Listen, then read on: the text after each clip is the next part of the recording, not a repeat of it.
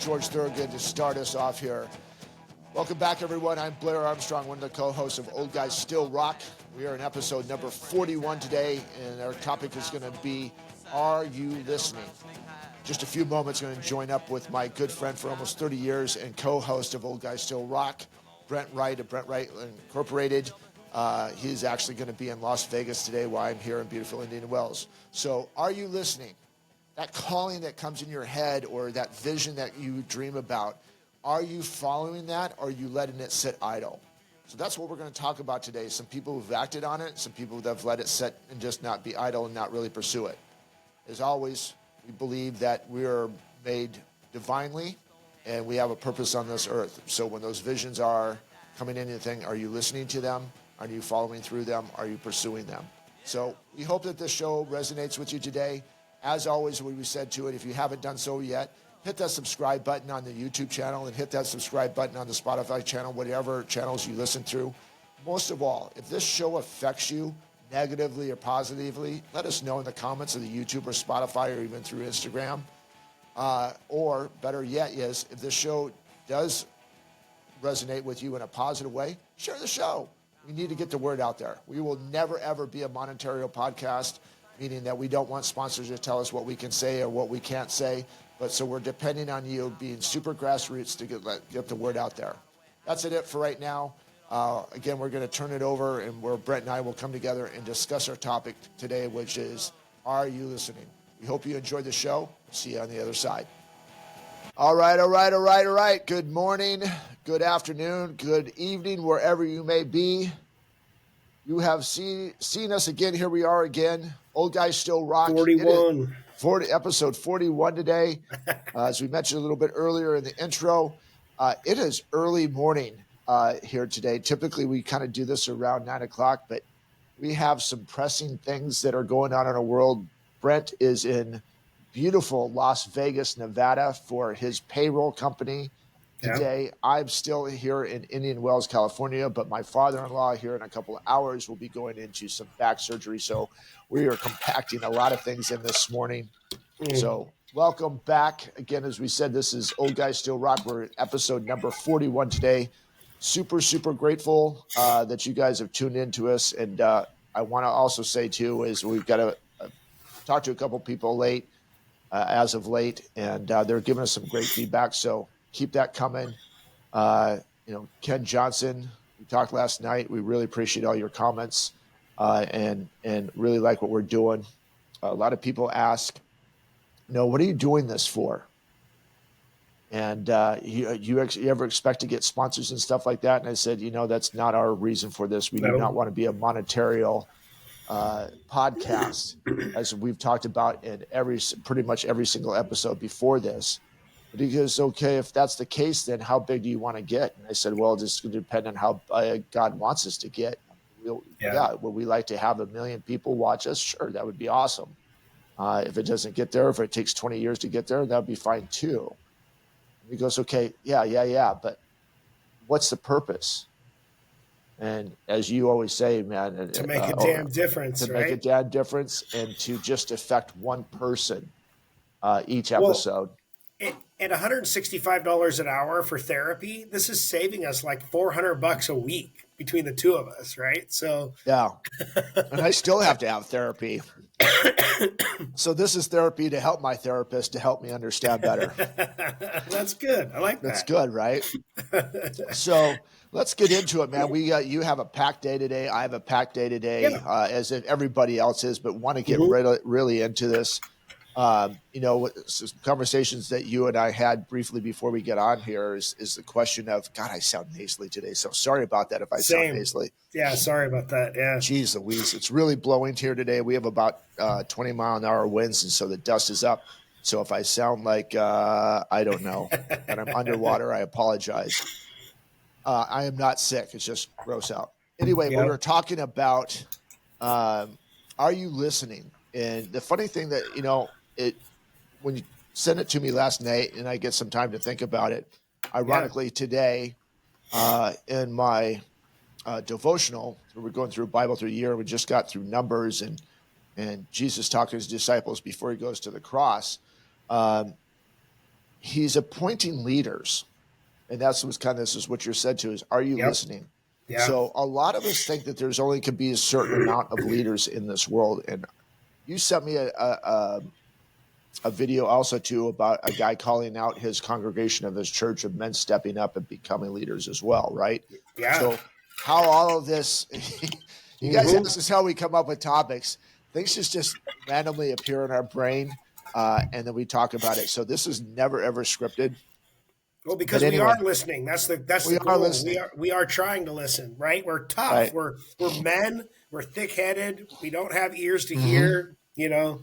Yeah. Yeah. So obviously this spoke to you, and let's get into you of kind of how this came to fruition in your mind, obviously by the intervention of, I believe God put this in your mind, and obviously give you Bible verses and stuff like this, but how did this really resonate to you to get to this point that we're talking about this today? A couple of things. Well, I am in Vegas, you know, as it is well known, Sin City. Yeah. So yeah. I apologize if I appear distracted. I'm trying to find this. I sent myself some information here, and so that way I could quote it properly. I'm at Caesar's Palace, and it's huge. I mean, I don't know if anybody's been here, you know, in Caesar's Palace particularly, but Vegas itself is huge. You can walk, you know, between 6 casinos and never see outside. So I'm standing in the middle of the lobby, just kind of taking it all in, and just kind of really just sitting in the middle of it, right?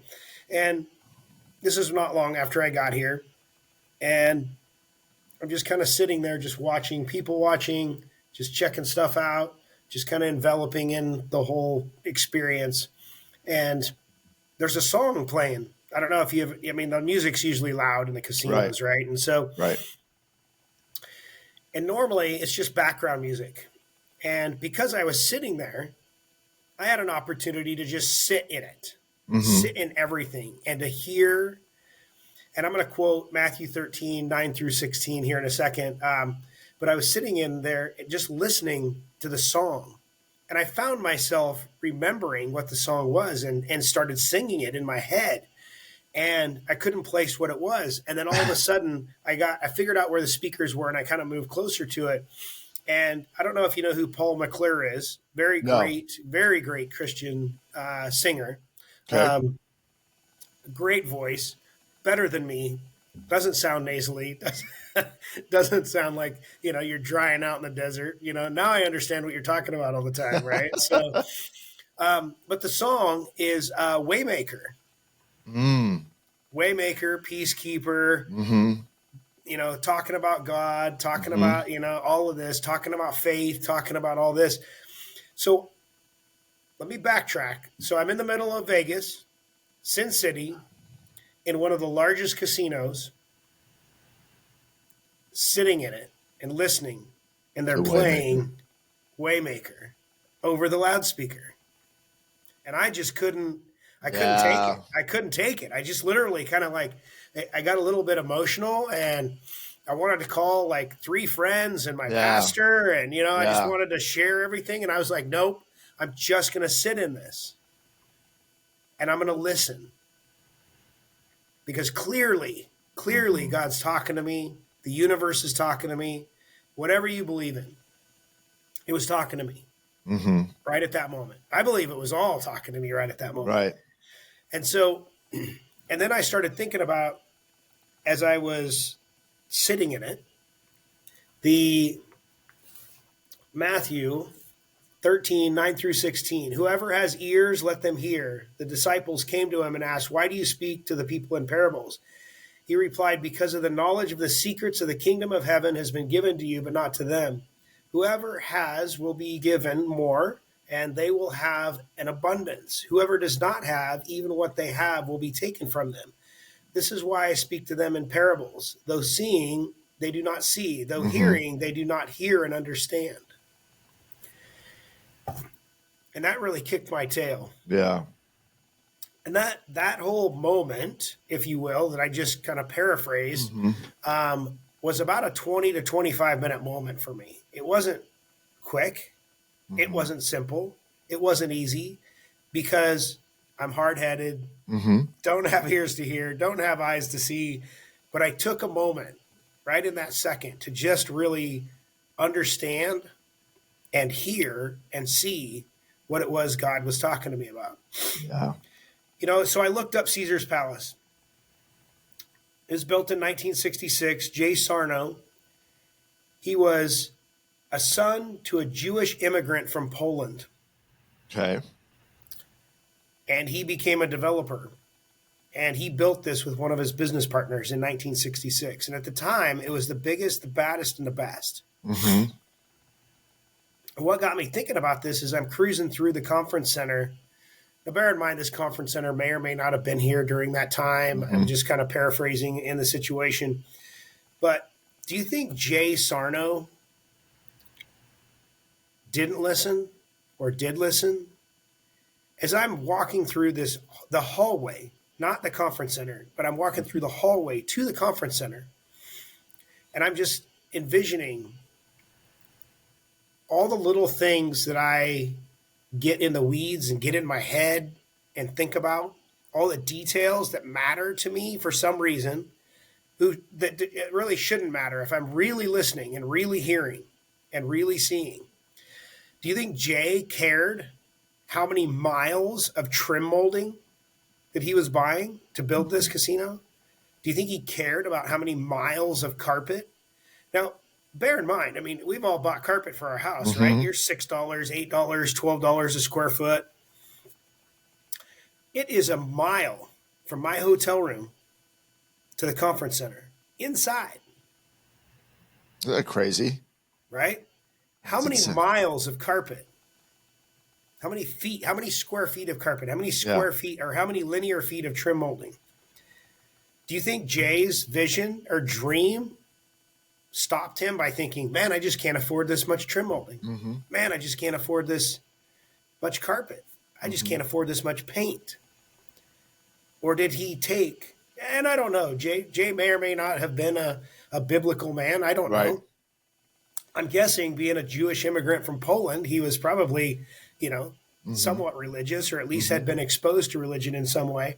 But do you think Jay wasn't listening when he said, when he was told, go build one of the biggest, the baddest, and the best casinos in the area? Especially then, right? In the middle of Sin City. Yeah. Right?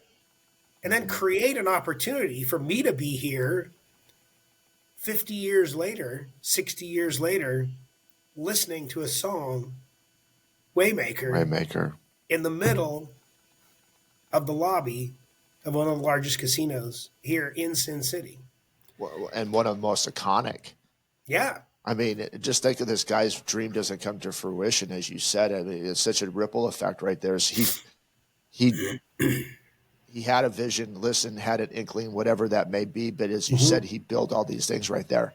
And the amount of people that have been through there, their lives have maybe changed through, I mean, the Frank Sinatras, the Sammy Davis Jr.'s, the Evil Knievels, the boxing, all these different things, all these different lives that are intertwined for this. Yeah. And this guy has affected just by a vision or a calling, what you're getting at to it is a calling. I want to go build this casino in the middle of the desert. Back in 66, there wasn't much there. There was the sands and some other things, as you all know the history of Vegas. But this was the iconic. I mean, it's still iconic. Caesar's Palace. I mean, we should not have idols. And I'm not saying that Caesar's Palace is an idol, but when the day comes that they demolish Caesar's Palace, there will be people that will be crying because it's so iconic. It's such a massive part of that part, but it was all through one guy listening to what Brent is getting at is he's listening to his calling. He's listening to his vision. And I'm sure that he had major pushback, especially back in that day. There were some guys that wanted some, I'll let you get this done if you go ahead and pay me a little bit of something here on the side. I mean, we all know that was mafia driven, but he didn't give up. And I'm sure that there's hurdles, as I said, there's hurdles that he had to get through, but the amount of carpet, how this is going to look with the intricacies of this molding and some different things. And all of this came to fruition in his mind. And going back to what Brent came up with last night, are you listening? And what I'm hearing him say, what I'm getting out of it, when we are called, are we turning the volume up to really listen? Or are we turning it down like I don't have that in my wheelhouse. I can't do that.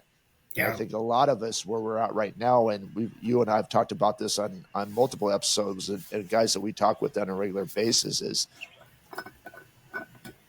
we're really good at squashing dreams right now because we're trying to gather so many nuts just to kind of keep what we have, that we don't explore different things or maybe explore what our true purpose is on this earth and to affect different people.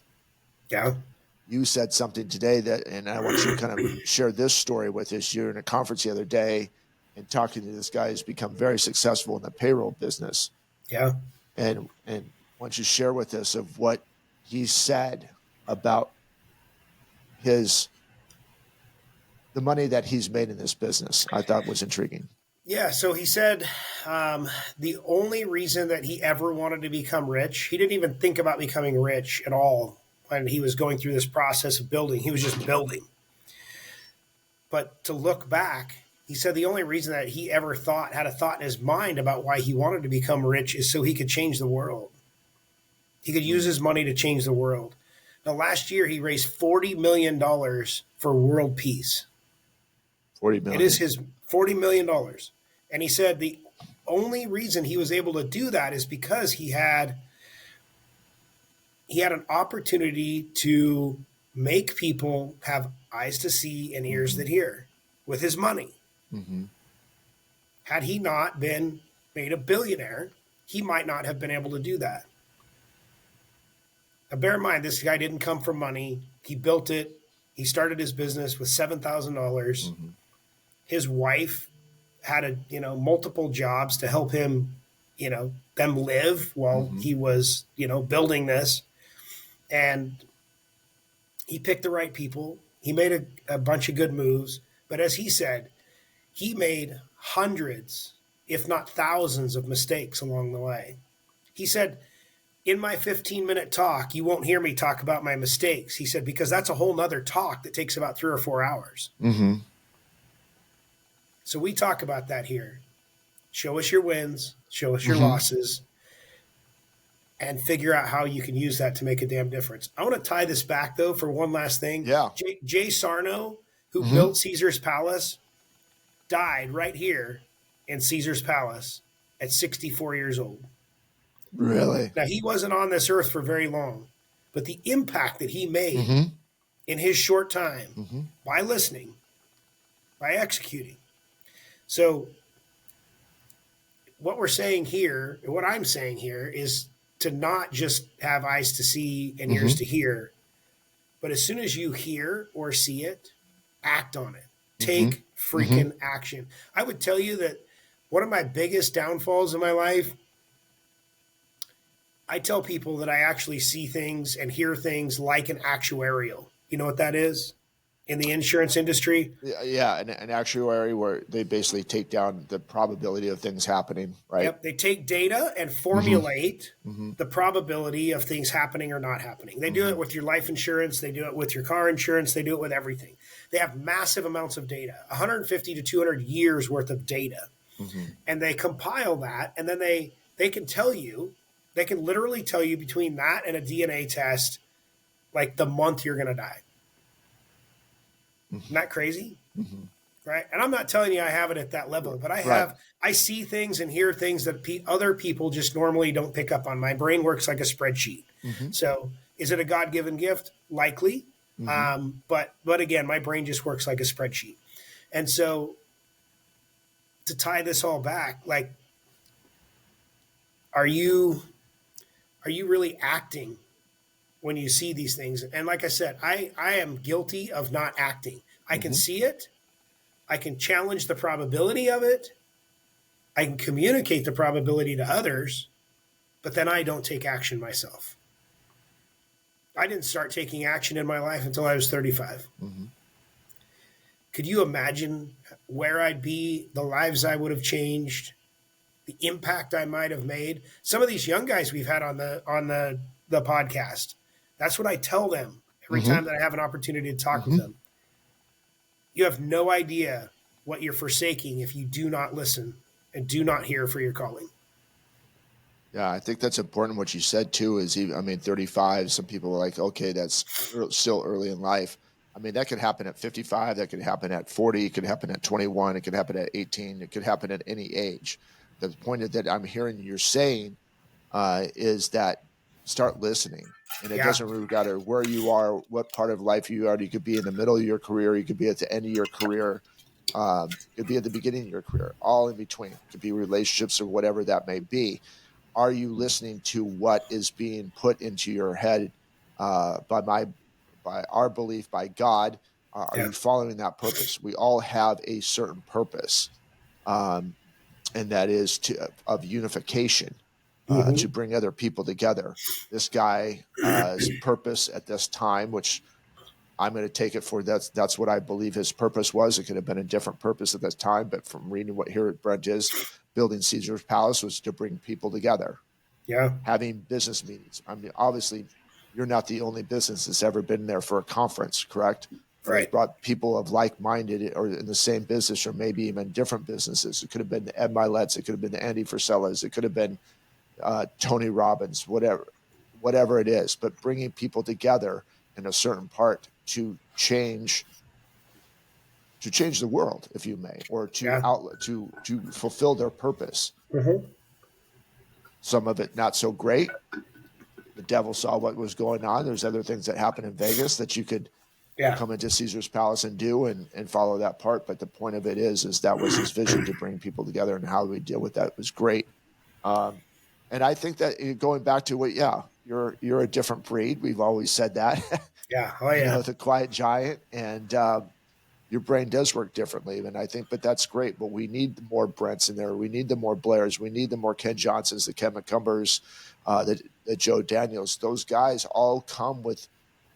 We may walk the same and look similar or something, whatever, but we all have different purposes of leadership. And what we've been doing since basically episode number 1 is become a leader, man. I mean, there's plenty of room at the top.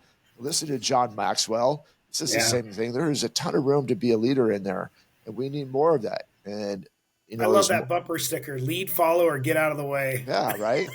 Good Lord, man. You just can't. There's so many things we get enamored by all these people doing some great things. Well, go out and do great things. Right. The Life is about forgiveness or permission, right. right? I And the mean, only thing you're going to have to do is forgive yourself if you stop and wait for permission. right. I mean, That's what I did. the big story in the NFL right now, over the last year is Brock Purdy. Here's the last pick in the NFL draft. I mean, the last pick, he was Mr. Irrelevant. And in 2 years goes, plays a Super Bowl. Now, do you think there was opportunities for him to just not going to make it? Or I'm the last pick in the NFL draft. I'm never going to see a starting position. But he worked hard and he kept going and he kept going, and opportunity presented itself. Now, going back to your payroll guy that's donated $40 million last year, it didn't happen overnight, right? No. I mean, there was probably some dark days in that time of building it. Same thing with you. You had some dark days of, aren't we all? I mean, we could go back to this, but I'm using you as an example. Body shop with a different partner, and that went south, and those were some dark days. Yeah. Because everything that you worked up to that part just did not come to fruition or what you thought it would be, and that really could have put you back in the truck. Yeah. Right? Could have. Yep. It could have put you back in the truck. The only thing that didn't put me back in that truck was that truck. There you go. Right? Which is, when again, to tie back, to episode 3 or 4 or 5 when we talked about it. My coach told me to get rid of the truck. And it was the truck that kept me from not getting back in the truck, seeing that truck every day. Yeah. It's some crazy times, man. And I think this is so good. And we could definitely peel back the onion here. I think that we can kind of get closer just to wrap this up, because we all have a bunch of stuff today. Yeah. But is really, are you listening when you're reading a book? Is it calling you to do something different that's been buried inside of you for a month, a year, for your whole life that's calling you out to do something. I don't know. We're no life coach gurus and stuff like that. We're just sharing experiences with saying, like, if not now, when? If Right. not me, who? Right? Correct. We've always heard that type of stuff. Yeah. So when you start saying, if not now, when? If you're hearing that, brain, that is, again, God in our eyes, like, dude, come on. I Yep. put you here to be great. Everyone on this earth is here to be great, not to sit on the side and watch somebody else do it. Again, we're really good at pointing fingers of the powers to be, who's running country and stuff like that. If that's your calling to go out and go ahead and make Congress or the United States a bit better, and that's where you want to be, then go do it. Go make a damn difference. Brent always says this every day, Yeah. is that, yeah, we're calling you out because we're calling ourselves out. We have to make changes. Yep. Over the last couple of weeks and over the last couple of episodes, I'm going through a massive refinement. It's ugly in my world right now, and I'm not asking for being a martyr about this. It's just ugly because there's some stuff that I have to face and do some stuff. But if not now, when? How many lives am I not going to change if I just stay in my stuff and do what I continue doing and not Do try what's to fix comfortable. it? Right? I'm just going to go ahead and affect relationships in a negative way instead of a positive way. And there are people like, oh, Blair, you're this and that. Dude, I got some work to do, son. A lot of work to do.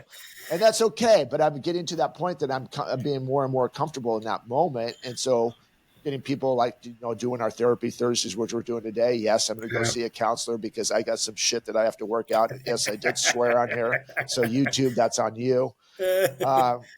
But it's just a lot of stuff that, you realize the ripple effect that you could have. And I want it more of a positive way than the ripple effect of a negative way, which has been a little bit a part of my life for so many years. So don't be afraid to answer that calling. 2 years, for 2 years, it's been on my calendar. Every morning it comes on at 6 a.m. Yeah. It says, and I heard this 2 years ago from somebody else, and I was like, I got to put this down and I got to listen to this every day. For over 2 years, it says, who do I have to become? Are you the one? And that's what I do. I stare in the mirror when I read that, and I get right with myself for the day. Who do I have to become? Am I the one? Am I the one? Are they the one? And I think, Brent, you said this a little bit, like maybe a minute ago. If you're becoming comfortable, it's time to push the envelope again. And I become comfortable a lot, and that's what's my problem. And we're starting to become very, very uncomfortable and doing some things that we don't normally do.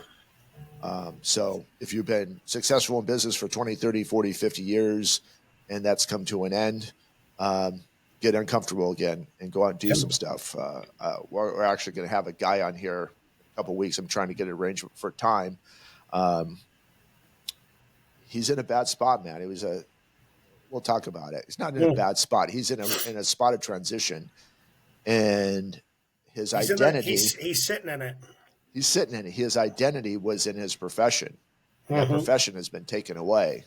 And now he's trying to figure out what the heck he's going to do. And the things that he's kind of leading him to do is not leading down to a good path. So I'm excited for him to get down here because I think he doesn't think he has anything to contribute. But I think he's going to have a ton to contribute. So I can't wait to get him on here. So that'd be great. All right, guys. Let's go rock and roll. Let's go rock and roll. So, Brent, any final words? Let's go make a damn difference. Listen to it. Are you listening? That is the thing that spoke to me this week. And again, if you get an opportunity, Google that song by Paul McClure, Waymaker, and think about it. There was 1,000 people going by, and I had an opportunity to hear this song in the middle of Sin City. It's crazy. It's crazy. Powerful. I hope that resonates with you guys. And if you haven't listened to this song, as Brent said, listen to it and imagine what's going on in Caesar's Palace. Kind of put yourself in the moment for those of you who've been there. Yeah. Actually, I'm going to go listen to it now because it's a powerful song. Yeah, all right, guys, we're out of here. I'm going to go sit with my wife and her family for my father-in-law. So please, when you're watching this, even if it's after it's happened, please send your prayers for a fast recovery. Yep. Until we see each other next week, have a great, great day. Stay safe, but most of all, God bless. We love you guys. Take care.